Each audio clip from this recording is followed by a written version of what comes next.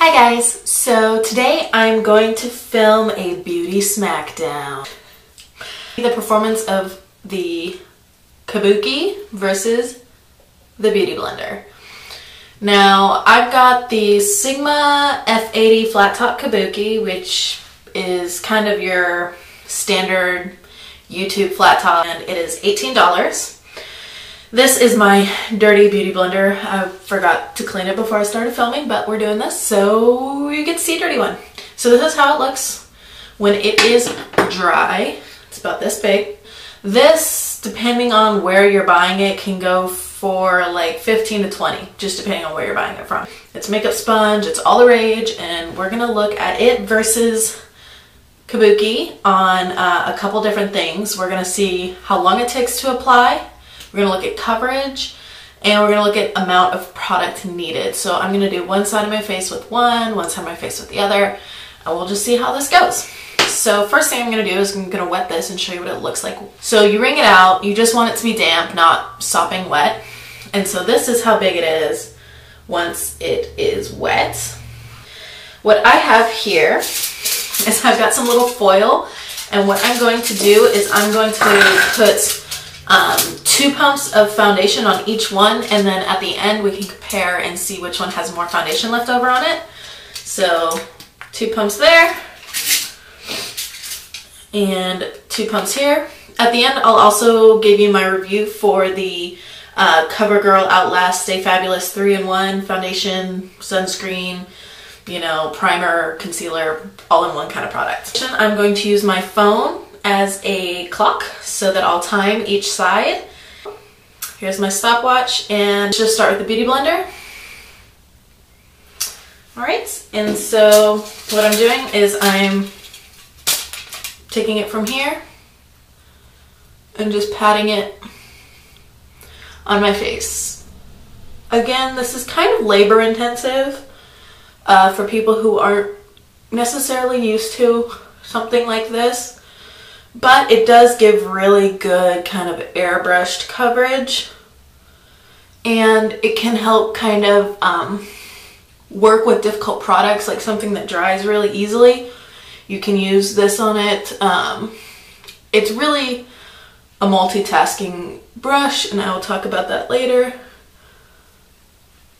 I'm gonna say a little bit right here where I'm red.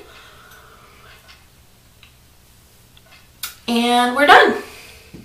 So 54 seconds to do one side of my face, and this is how much product is left. Now, time for the Kabuki.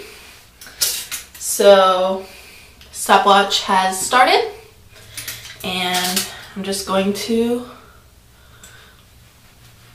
see where we go with this. The brush tends to be a lot faster for people because you don't have to bounce, you can kind of rub it along your face. What I'm seeing right off the bat is I've already had to dip in a second time, so this is using a lot more foundation to get the same type of coverage. And it doesn't look like this side looks like skin and this side looks like nasty foundation. And granted, part of it is because I'm trying to do this, you know, in a timely manner. But,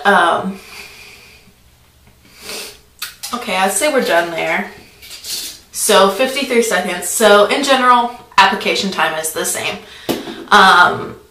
This, I used a lot more of my foundation with the brush because I feel like it kind of gets trapped up there in the bristles. And the whole point of wetting this is so that it doesn't soak up your foundation. I feel like I've got more coverage on this side, but I used a lot more foundation on this side. And it looks dull and flat. I don't know if you guys can tell, but I mean, I feel like I've got kind of cake face going on with the Kabuki side. And it looks more skin-like on this side. You know how you can kind of get that foundation sheen when you use a little bit too much, or when it's, yeah, I got foundation sheen going on the Kabuki side. But the coverage, I've noticed can be kind of better with a brush. I don't know, what do you guys think? Can you guys tell the difference between my two sides of my face? Kabuki on this side, blender on this side? Say in the comments if you see any difference.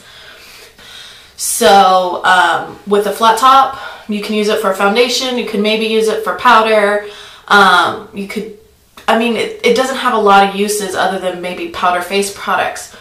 This, great at putting on concealer underneath the eye.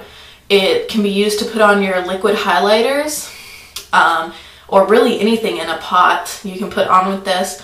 I've also noticed it works like an eraser. The other day I was going in on my contour and I wasn't looking, and I just got it like down here. And I used this like that, and it was like an eraser. Like it totally cleaned up that line. And then I had on lipstick and it had kind of stained. I popped in that top and it fixed. It's like a little magic fix-it tool. So I think that's pretty cool. The more I use it, the more I like it. But everybody has their preferences. So in the smackdown of the Beauty Blender versus the brush, time-wise, we're even. Cost, the Beauty Blender is a little bit cheaper. Coverage, your Kabuki is going to give you a little bit more coverage, but the coverage for product, I think, goes to the Beauty Blender. So take that for what you will. If you want to buy some good brushes, you can check out websites like Sigma and Sedona Lace and Coastal Scents, Real Techniques. Those are all some good brush brands. And then Beauty Blender, just check it out on Amazon. And now for my review of the Covergirl Outlast Stay Fabulous Foundation. This has kind of a 3-in-1 claim where it's supposed to act as your primer, your foundation, and your concealer all in one. I've been trying this out lately.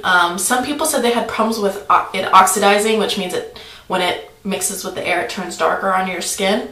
I didn't notice having that problem, and I have the shade 810, which is Classic Ivory.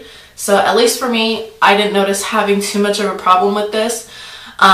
It is a very dry matte foundation, and I have combination to dry skin, and right now it's springy summertime, so I'm not super dry, and I notice dry patches with this that I normally only have in the winter time. So if you're really dry, I don't think this is going to be a good option for you.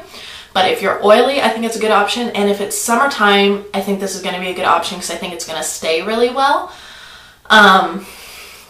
The coverage is really good.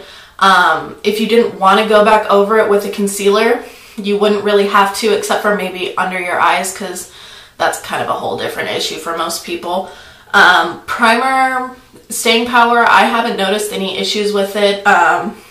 So overall, I think this is a good foundation. My main thing is that it's really matte, so it's not going to give you that dewy look. You're going to look very matte, and it's it'll point out your dry patches, ladies. So beware. Do a good moisturizer.